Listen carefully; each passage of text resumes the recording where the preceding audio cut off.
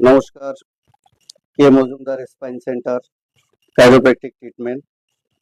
তো আমার কাছে একজন পেশেন্ট, তার কাছে জিজ্ঞাসা করব কি সমস্যা, কোথা থেকে আসছেন, এতটুকুই। কবে থেকে কি সমস্যা হচ্ছে? তো কাকুর কবে থেকে কি সমস্যা হচ্ছে? মোটামুটি ২-৩ মাস হয়ে গেছে। 2-3 মাস হয়ে গেছে। কি সমস্যা হচ্ছে? এই যে এখানে একটু কোমরের ব্যথা। কোমরের মধ্যে ব্যথা, ব্যাক পেন, হ্যাঁ, এক সাইডে ব্যথা। এক সাইডে। সেটা কতদিন ধরে ব্যথা হচ্ছে? এই ২-৩ মাস। 2-3 মাস ধরে।